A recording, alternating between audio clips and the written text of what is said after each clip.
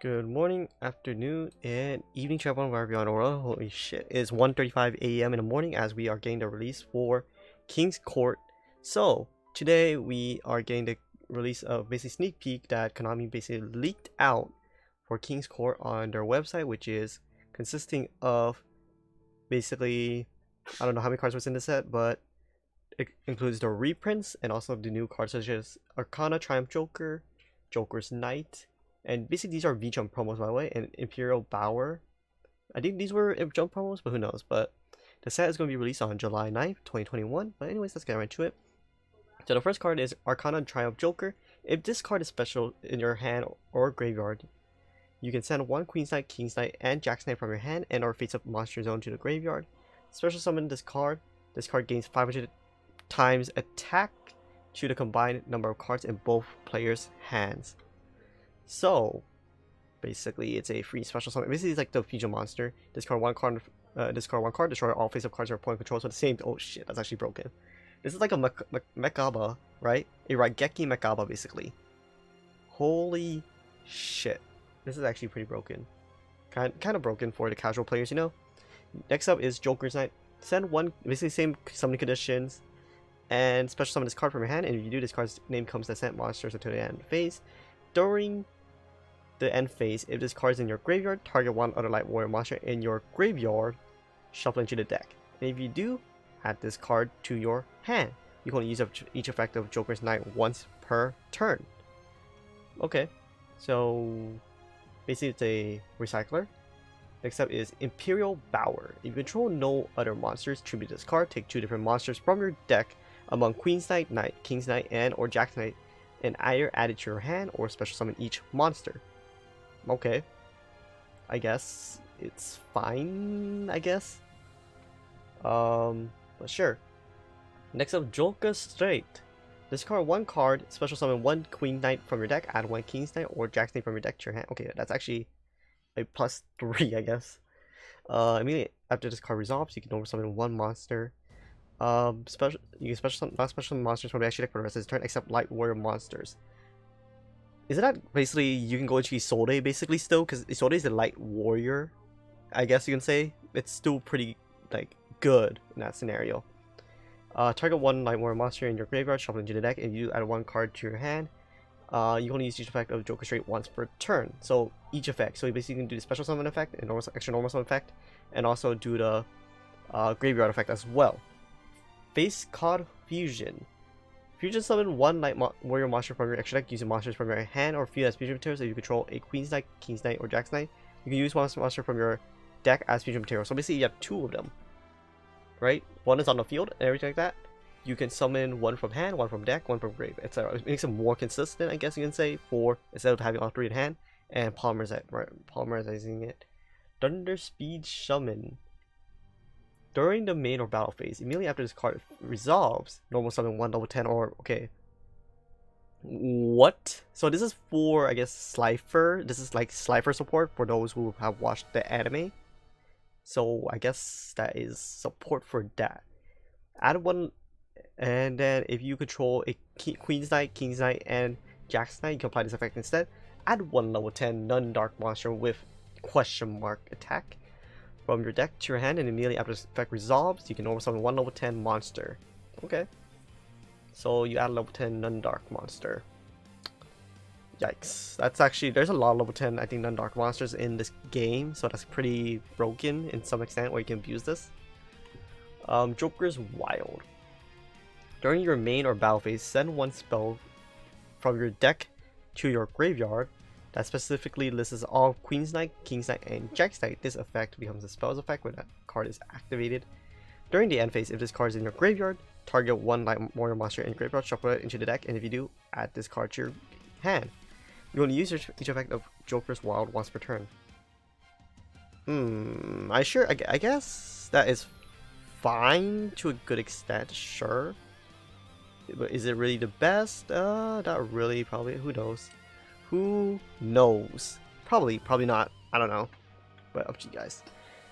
You control no monsters, or you control king, that. Basically, you special summon one king. Okay, basically, you summon from your hand or graveyard. Special summon each from your hand or graveyard, draw the same number. Okay, basically, it's the polygree. So you get magnet support as well. Hyper Cannon. These are reprints basically. I think it was. Oh no, these aren't reprints. This is what's called. These are what's called freaking jump promos as well. You control Earth Fairy, special summon this card. Look at the Fairy Type 5. Basically these are basically the rest of this. I think the only thing I just want to discuss was the thing jigs. But this is Magnet Warrior support, Xyz Hyper Cannon support. No one plays Xyz Hyper Cannon. But honestly, this would be a probably good rogue option for like casuals entering the meta fray as well. It's like Dark Magicians and Blue Eyes. You give casuals support, they'll be able to play more competitively, and that's how you expand the competitive scene of Yu-Gi-Oh, guys. That's how you do things properly, Konami. Good job for once. But if you enter the non-chill zone where we have more support, such as Utopia Draco Future, the one card that got Trident banned. 3 Xyz monsters in the same ring, except Xyz monsters. This card's original rank is always treated as 1. This card is always treated as Utopic Future card. You can also Xyz summon this card using number F0 Utopic Future you control as material. Transfer its materials to the card, cannot be destroyed by battle or card effects. Once per turn, when your opponent activates a monster effect, quick effect, you can detach 1 material from this card, negate the activation, and then that monster on the field, gain control of it. So it's a negation and mind control. What? So for those who don't know what Utopic Future is, right? I think the card was reprinted in the set as well. So we're going to do the set, yeah. Cannot be destroyed by battle, that a player takes battle damage from this card involving this card. At the start of damage, if this card battled an opponent's monster, take control of that monster's until the end of the turn. So I think the Utopic Future Draco, however, it's a permanent mind control, right? Gain control of it. It's permanent. So negation, and it's very permanent. The way you summon this in the OCG, right, was with Zodiacs. That's why Zodiac was kind of broken. And other Xyz cards. This would be like a late game tech. Drytrons could probably play this honestly as well. 2 Xyz monsters. Like, it's pretty much simple, you know. Like, there would be some requirements for Xyz Future, right? Is 2 Xyz monsters in the same rank. Like, you just summon 2 like Bubeta Fafnir, you summon it very easily. Like, bruh. You can go like Draco effect, Draco Future, negate it, take control of it, go into Zeus. It's like, bruh, easy claps right there. But yeah. Next up we have Guilty Gearfried, the Magical Steel Knight. Once per turn, when a card or effect is activated that targets this card, quick effect, negate the effect if you do destroy 1 card on the field. If this card was fusion summoned using monsters on the field as materials, you can make it suck attack during the battle phase. Once per turn, if this card battles an opponent's monster during battle calculations, quick effect, you banish 1 spell from the graveyard. This card gains attack equal to half its current defense until the end of its turn. 2 warrior monsters with different attributes. Super poly target, basically. Holy crap, this is actually would be a very good super poly target, especially if we enter a Dark Warrior format once more, because of gold keys being a thing. And then if we ever see it, it's probably something that is nice to have for you guys to get as well. 100% something you guys should get as well. Next up is Crystal Girl. I guess it's a that's fine. Tindingle support, my favorite Tindingle support. Pretty good. Rose Princess, Morph King Stigigel, White Rose Cloister, Burning Soul, Hyper Galaxy, Pendulum Transfer, target up to 2 pendulum monsters you control, place those targets in your pendulum zones. I think that's fine to get sense. Pendulum X, target 2, basically sees summon 1 monster. Let's see, okay. That's a future summon 1 from your extra deck by banishing monsters to the center of your graveyard. Okay. Pendulum monsters can be used as fusion materials for this card's effect, okay? Only pendulum monsters, my bad. Eternal Bond, this is a pendulum card, so these are getting reprint as well. Imagine, I feel like Arcana Joker is gonna get reprint as a collector's rare. Card Extra Joker, of course, this was a Megaton promo. It was never reprinted, it was an Ultra. Creative Spy, kind of random. Majestic Dragon makes sense for Dawn of Majesty. Rescue Rabbit kind of makes sense for these as well, for Queen's Knight, Jack's Knight. Does make sense for the for the Lightning Overdrive stuff, and also the because these are very old cards and they needed a bunch of reprint if they were thinking about having Zexal weapons as well.